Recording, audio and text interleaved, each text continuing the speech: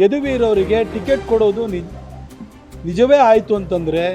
ಸ್ನೇಹಿತರೆ ನಮಸ್ಕಾರ, ನಾನು ನಿಮ್ಮ ವಿಕಾಸ್ ಶಾಸ್ತ್ರಿ. ಸ್ನೇಹಿತರೆ, 2-3 ದಿನಗಳಿಂದ ಆಗುತ್ತಿರುವ ಚರ್ಚೆ ಅಂತಂದ್ರೆ ಮೈಸೂರು ಕೊಡಗು ಲೋಕಸಭಾ ಕ್ಷೇತ್ರದ ಅಭ್ಯರ್ಥಿ ಪ್ರತಾಪ್ ಸಿಂಹರವರಿಗೆ ಟಿಕೆಟ್ ಆಗುತ್ತೋ ಆಗೋದಿಲ್ವೋ ಅನ್ನೋ ಒಂದು ಪ್ರಶ್ನೆಯಲ್ಲಿ ಸಾರ್ವಜನಿಕರು ಮುಳುಗಿದ್ದಾರೆ. ಇನ್ನು ಸೋಷಿಯಲ್ ಮೀಡಿಯಾಗಳಲ್ಲಿ ಆಗಾಗ ಒಂದು ಟ್ರೆಂಡ್ ಅನ್ನು ಸೃಷ್ಟಿ ಮಾಡ್ತಾ ಇರ್ತಾರೆ ಹಾಗೂ ಹ್ಯಾಶ್ಟ್ಯಾಗ್ಸ್ನ ಮೂಲಕ ಪ್ರತಾಪ್ ಸಿಂಹರವರನ್ನ ಟ್ರೆಂಡ್ ಮಾಡಿದ್ದಾರೆ. ಸ್ನೇಹಿತರೆ, ಪ್ರತಾಪ್ ಸಿಂಹರವರಿಗೆ ಟಿಕೆಟ್ ಕೊಡದಿರಲು ಒಂದಷ್ಟು ಪ್ರಮುಖ ಅಂಶಗಳಿವೆ ಅಂತ ಹೇಳಿ ಚರ್ಚೆಗಳಾಗ್ತವೆ. ಈ ಅಂಶಗಳೇನಂತಂದ್ರೆ, ಮೊದಲನೇದಾಗಿ ನೀವೆಲ್ಲರೂ ಕೇಳಿರ್ತೀರಿ, ಸ್ಥಳೀಯ ಶಾಸಕರ ಬಳಿ ಪ್ರತಾಪ್ ಸಿಂಹರವರು ಆಗಾಗ ಜಗಳವನ್ನು ಮಾಡ್ಕೊಂಡಿರ್ತಾರೆ. ಎಸ್.ಎ. ರಾಮದಾಸರವರಿರ್ಬೋದು, ನಾಗೇಂದ್ರರವರಿರ್ಬೋದು, ಅವರ ಬಳಿ ಆಗಾಗ ಜಗಳವನ್ನೇ ಮಾಡ್ಕೊಂಡಿರ್ತಾರೆ. ಇದು ಕೂಡ ಒಂದು ಕೇಂದ್ರ ನಾಯಕತ್ವಕ್ಕೆ ಇಷ್ಟವಾಗದೇ ಇರುವಂತಹ ಒಂದು ವಿಚಾರ ಅಂತ ಹೇಳಲಾಗ್ತದೆ. ಇನ್ನು ರಾಜ್ಯ ನಾಯಕರು ಅಲ್ಲಿ ದೂರು ಸಲ್ಲಿಸಿದ್ದಾರೆ, ಈ ವ್ಯಕ್ತಿ ನಮ್ಮ ಮಾತನ್ನ ಕೇಳೋದಿಲ್ಲ ಅಥವಾ ನಮಗೆ ಬೆಲೆಯನ್ನು ಕೊಡೋದಿಲ್ಲ, ನಮಗೆ ಗೌರವವನ್ನು ಕೊಡೋದಿಲ್ಲ, ಇಂಥ ವ್ಯಕ್ತಿ ಜೊತೆ ನಾವು ಹೇಗೆ ಸಂಪರ್ಕದಲ್ಲಿದ್ಕೊಂಡು ಅಭಿವೃದ್ಧಿ ಕಾರ್ಯಗಳನ್ನ ಮಾಡೋದು ಮತ್ತು ಕೆಳಮಟ್ಟದ ಕಾರ್ಯಕರ್ತರನ್ನ ಯಾರನ್ನೂ ಕೂಡ ಬೆಳೆಸಿಲ್ಲ ಅಂತ ಹೇಳಲಾಗ್ತದೆ. ಇನ್ನ ಎರಡನೆಯದು ವಿಚಾರ, ರೀಸನ್ ಅನ್ನ ಕೊಡ್ತಾ ಇರೋದಾದ್ರೆ, ಕಾರಣಗಳನ್ನ ಕೊಡ್ತಾ ಇರೋದಾದ್ರೆ, ಎರಡನೆಯ ಕಾರಣ ಏನು ಅಂತಂದ್ರೆ, ಜನರೊಟ್ಟಿಗೆ ಸಂಪರ್ಕದಲ್ಲಿಲ್ಲ ಪ್ರತಾಪ್ ಸಿಂಹ. ಕೇವಲ ಸೋಷಿಯಲ್ ಮೀಡಿಯಾದಲ್ಲೇ ಸೀಮಿತರಾಗಿದ್ದಾರೆ ಪ್ರತಾಪ್ ಸಿಂಹ ಅನ್ನುವಂತಹ ದೂರನ್ನು ಕೂಡ ಹೈಕಮಾಂಡ್ಗೆ ರವಾನೆ ಮಾಡಿದ್ದಾರೆ. ಪ್ರತಾಪ್ ಸಿಂಹರವರು ಸೋಷಿಯಲ್ ಮೀಡಿಯಾದಲ್ಲಿ ಎಲ್ಲರಿಗೂ ರಿಪ್ಲೈಯನ್ನು ಮಾಡುವಂತಹ ವ್ಯಕ್ತಿತ್ವ ಮತ್ತು ಹಿಂದುತ್ವವಾದಿ ಹಿಂದೂ ಕಾರ್ಯಕರ್ತರಿಗೆ ಕೇವಲ ಬರೀ ಸ್ಟೇಟ್ಮೆಂಟ್ ಮಾತ್ರ ಅವರಿಲ್ಲಿ ಬರೋದಿಲ್ಲ. ಹಿಂದೂ ಕಾರ್ಯಕರ್ತರಿಗೆ ಏನಾದರೂ ಆದರೆ, ಸಮಸ್ಯೆ ಆದರೆ ಕೇವಲ ಸ್ಟೇಟ್ಮೆಂಟ್ ಮಾಡ್ತಾರೆ, ಬಿಡುಗಡೆ ಮಾಡಿ ಅಥವಾ ಯಾಕ್ರಿ ಅರೆಸ್ಟ್ ಮಾಡ್ತೀರಿ ಅಂತ ಸ್ಟೇಟ್ಮೆಂಟ್ ಮಾಡ್ತಾರೆ ಹೊರತು ಅವರು ನಮ್ಮೊಟ್ಟಿಗೆ ಬಂದು ನಿಲ್ತಾ ಇಲ್ಲ ಅನ್ನುವಂತಹ ಒಂದಷ್ಟು ಕಂಪ್ಲೇಂಟ್ಸ್ಗಳು ಕೂಡ ಕೇಂದ್ರಕ್ಕೆ ರವಾನೆಯಾಗಿದೆ.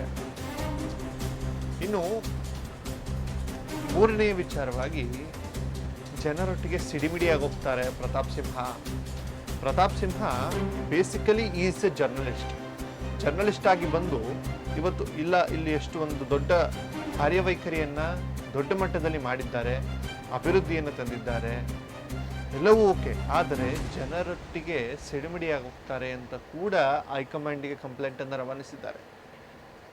ಇನ್ನು ಪ್ರಾಕ್ಟಿಕಲ್ ಆಗಿ ಯೋಚನೆ ಮಾಡ್ತು ಅಂತಂದ್ರೆ, ಇವರಿಗೆ ಟಿಕೆಟ್ ತಪ್ಪಲು ಮುಖ್ಯವಾದ ಕಾರಣ ನಾಯಕತ್ವ ಬಲಿಷ್ಠವಾಗಿ ಬೆಳೀತಾ ಇದೆ, ಒಳ್ಳೆ ಫ್ಯಾನ್ ಫಾಲೋವರ್ಸ್ ಇದ್ದಾರೆ.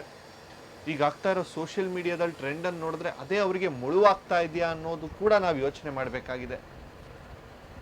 ನೋಡಿ, ಪ್ರತಾಪ್ ಸಿಂಹರವರಿಗೆ ಟಿಕೆಟ್ ಸಿಗೋದಿಲ್ಲ ಅಂತ ಮೀಡಿಯಾಗಳಲ್ಲಿ ಚರ್ಚೆ ಆರಂಭ ಆದ ಕೂಡಲೇ ಎಷ್ಟರ ಮಟ್ಟಿಗೆ ಸೋಷಿಯಲ್ ಮೀಡಿಯಾದಲ್ಲಿ ಅವರ ಫ್ಯಾನ್ಸ್ ಅಥವಾ ಫಾಲೋವರ್ಸ್ಗಳು ಟ್ರೆಂಡ್ ಮಾಡಕ್ಕೆ ಸ್ಟಾರ್ಟ್ ಮಾಡಿದ್ರು ಅಂತಂದರೆ, ಅವರಿಗೆ ಟಿಕೆಟ್ ಕೊಟ್ಟಿಲ್ಲ ಅಂದರೆ ನೋಟಾ ಗೊತ್ತೀವಿ ಅನ್ನೋವರೆಗೂ ಹೋದ್ರು.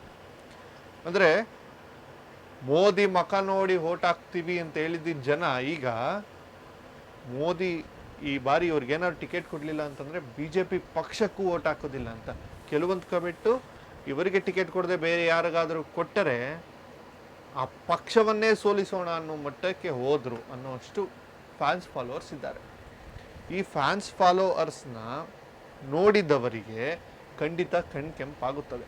ಆಗಾಗ ಪ್ರತಾಪ್ ಸಿಂಹರವರು ಹೇಳ್ತಾ ಇರ್ತಾರೆ ಮೀಡಿಯಾಗಳಲ್ಲಿ, ಅಸೂಯೆ ಇರುವವರು ನಮ್ಮ ಪಕ್ಷದಲ್ಲೇ ಇರುತ್ತಾರೆ ಅಂತ.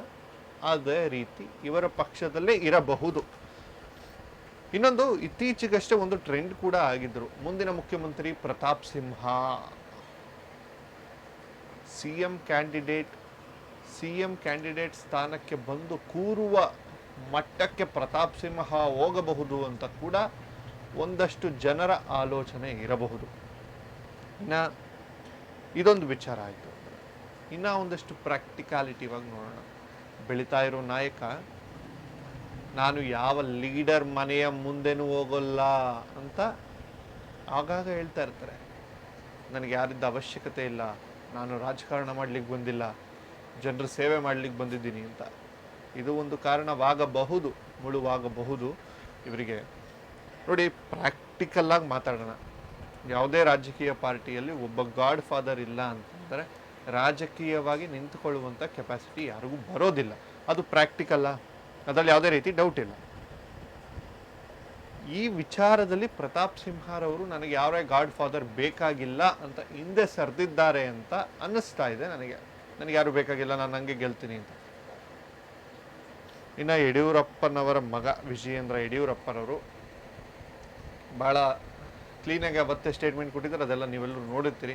4 ಗೋಡೆಯ ಮಧ್ಯ ಚರ್ಚೆ ಆದರೆ ಅದನ್ನು ನಾನು ಎಲ್ರಿಗೂ ಹೇಳಲಿಕ್ಕಾಗೋದಿಲ್ಲ ಅಂತ. ನನಗೆ ಒಂದು ಬೇಸರ ಆಗಿದ್ದೇನು ಅಂತಂದರೆ, ಪ್ರತಾಪ್ ಸಿಂಹರವರ ಪರವಾಗಿ ಒಕ್ಕಲಿಗ ಸಮಾಜ ಅಥವಾ ಒಕ್ಕಲಿಗ ಸಂಘದ ಪ್ರತಿನಿಧಿಗಳು ಹೋಗಿ ಪ್ರೆಸ್ ಮೀಟನ್ನು ಮಾಡ್ತಾರೆ, ಅವರಿಗೆ ಟಿಕೆಟ್ ಕೊಡಿ ಅಂತ ಆಗ್ರಹಿಸ್ತಾರೆ. ನೋಡಿ, ಪ್ರತಾಪ್ ಸಿಂಹರವರು ಎಲ್ಲೂ ಕೂಡ ನಾನು ಒಕ್ಕಲಿಗ ನಾಯಕ ಅಂತ ಹೇಳ್ಕೊಂಡವರಲ್ಲ, ನಾನು ಒಕ್ಕಲಿಗತನಕ್ಕೆ ಸೇರಿದವನು ಅಥವಾ ನಾನು ಒಕ್ಕಲಿಗ ಅಂತ ಅವರೆಲ್ಲೂ ತೋರಿಸ್ಕೊಂಡವರೆಲ್ಲ. ಎಲ್ಲಿ ಪ್ರತಾಪ್ ಸಿಂಹ ಗೌಡ ಅಂತಿದೆಯಾ, ಪ್ರತಾಪ್ ಗೌಡ ಅಂತಿದೆಯಾ? ಇಲ್ಲ, ಇದು ನೀವೇ ಸೃಷ್ಟಿ ಮಾಡಿ. ನೋಡಿ, ರಾಜಕೀಯ ವಿಧಾನಸಭೆಯಲ್ಲಿ ನಡೆಯುತ್ತೆ, ಜಾತಿ ರಾಜಕೀಯ. ಈ ಜಾತಿ ರಾಜಕಾರಣವನ್ನ ಇಲ್ಲಿ ತರೋದೇ ದೊಡ್ಡ ತಪ್ಪು. ಪ್ರತಾಪ್ ಸಿಂಹರವರನ್ನ ಜಾತ್ಯತೀತ ನಾಯಕವಾಗಿ ಅಥವಾ ಸರ್ವ ಹಿಂದೂ ನಾಯಕವಾಗಿ ನೋಡ್ತಾ ಇದ್ದಾರೆ. ಸರ್ವ ಹಿಂದೂ ಸಮಾಜದ ನಾಯಕವನ್ನಾಗಿರ ಪ್ರತಾಪ್ ಸಿಂಹರವರನ್ನ ನೋಡ್ತಾ ಇದ್ದಾರೆ. ನೀವು ಯಾಕೆ ಒಂದು ಜಾತಿ ಚೌಕಟ್ಟಿನಲ್ಲಿ ಕೂಡಾಕಕ್ಕೆ ಪ್ರಯತ್ನ ಪಡ್ತಾ ಇದ್ದೀರಿ?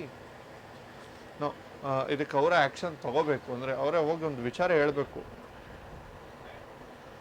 ಪ್ರತಾಪ್ ಸಿಂಹರವರನ್ನ ಯಾವುದೇ ಕಾರಣಕ್ಕೂ ಒಂದು ಜಾತಿಯ ಚೌಕಟ್ಟಿನಲ್ಲಿ ಹಾಕ್ಲಿಕ್ಕೆ ಬರೋದಿಲ್ಲ ಅಂತ ನನ್ನ ವಾದ. ಯಾಕೆ ಅಂತಂದ್ರೆ ಅವರು ಸರ್ವ ಹಿಂದೂ ಸಮಾಜದ ಪರವಾಗಿ ಮಾತಾಡ್ತಾರೆ ಹೊರತು ಒಕ್ಕಲಿಗ ಸಮಾಜಕ್ಕೋಸ್ಕರ ಮಾತ್ರ ಮಾತಾಡ್ತಾ ಇಲ್ಲ. ಒಂದು ಒಕ್ಕಲಿಗ ವಂಶದಲ್ಲಿ ಹುಟ್ಟಿರೋ ಒಂದು ಕಾರಣಕ್ಕೆ ನೀವೇನಾದರೂ ಬೆಂಬಲಿಸ್ತೀರಿ ಅಂತಂದ್ರೆ ಈ ವಿಚಾರದಲ್ಲಿ ಜಾತಿ ರಾಜಕಾರಣ ಬೇಡ. ಏಕೆಂದ್ರೆ ಇದು ಮಹಾರಾಜರು ಈಗ ಕೊಡ್ತಾರೆ ಅಂತ ಹೇಳಲಾಗ್ತಾ ಇದೆ. ಮಹಾರಾಜರಿಗೆ ಕೊಟ್ಟಿದ್ದೆ ಆದರೆ ಒಕ್ಕಲಿಗ ಸಮಾಜ ಮಹಾರಾಜರನ್ನ ವಿರೋಧ ಮಾಡ್ತಾ ಇದೆಯಾ? ಒಕ್ಕಲಿಗ ಸಮಾಜಕ್ಕೆ ಮಹಾರಾಜರಿಂದ ಏನು ಕೊಡುಗೆನೇ ಇಲ್ವಾ? ಅಲ್ಲೋ ಈ ಹಲವಾರು ಪ್ರಶ್ನೆಗಳು ಹುಡ್ತವೆ.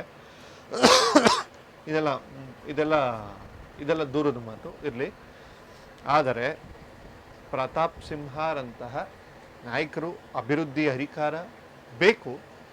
ಹಾಗಂದ ಪಕ್ಷದಲ್ಲಿ ಈ ವಿಚಾರದಲ್ಲಿ ಯದುವೀರರವರಿಗೆ ಅವಮಾನ ಮಾಡುವ ಪ್ರಯತ್ನವನ್ನು ಯಾರು ಕೂಡ ಮಾಡಬಾರ್ದು. ಯಾಕೆಂದರೆ ಅದೊಂದು ರಾಜವಂಶ, ರಾಜ ಪರಂಪರೆ ನಮ್ಮ ಮೈಸೂರಿನಲ್ಲಿ ಇದೆ ಅನ್ನೋದೇ ನಮಗೆಲ್ಲರಿಗೂ ಹೆಮ್ಮೆ. ಇದನ್ನೇ ಕೂಡ ನಿನ್ನೆ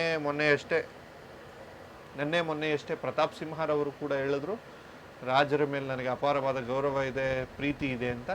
ಅವ್ರಿಗೂ ಕೂಡ ಅಷ್ಟೇ ಪ್ರೀತಿ ಅಭಿಮಾನ ಇವ್ರ ಮೇಲೂ ಇರುತ್ತೆ. ಆದರೆ ಈ ವಿಚಾರವನ್ನು ರಾಜಕೀಯಗಳಕ್ಕೆ ಹೋಗಿ ರಾಜವಂಶಸ್ಥರ ಮಾನ ಮರ್ಯಾದೆ ತೆಗೆಯುವಂಥ ಪ್ರಯತ್ನವನ್ನು ಯಾರು ಕೂಡ ಮಾಡಬಾರ್ದು. ಇದಿಷ್ಟು ಪ್ರತಾಪ್ ಸಿಂಹರವರಿಗೆ ಟಿಕೆಟ್ ಕೊಡೋದಿಲ್ಲ ಅಥವಾ ಕೊಡೋದಿರಲು ಕಾರಣವಾಗಿರಬಹುದು ಅಂತ ಹಲವಾರು ಜನರ ಚರ್ಚೆ ಮತ್ತು ಹಲವಾರು ತಜ್ಞರ ಅಭಿಪ್ರಾಯ ಕೂಡ ಆಗಿದೆ. ಇದು ಇವತ್ತಿನ ರಾಜಕೀಯ ವಿಶ್ಲೇಷಣೆ ಸ್ನೇಹಿತರೆ. ದಯವಿಟ್ಟು ಮುಂದಿನ ದಿನಗಳಲ್ಲಿ ಇದೇ ರೀತಿಯ ರಾಜಕೀಯ ವಿಶ್ಲೇಷಣೆಗಳನ್ನ ನಿಮಗೆ ತಲುಪಿಸುವ ಪ್ರಯತ್ನವನ್ನು ಮಾಡ್ತೇನೆ. ನಮ್ಮ ಚಾನಲ್ನ ಲೈಕ್ ಮಾಡಿ, ಸಬ್ಸ್ಕ್ರೈಬ್ ಮಾಡಿ, ಶೇರ್ ಮಾಡಿ. ನಮಸ್ಕಾರ.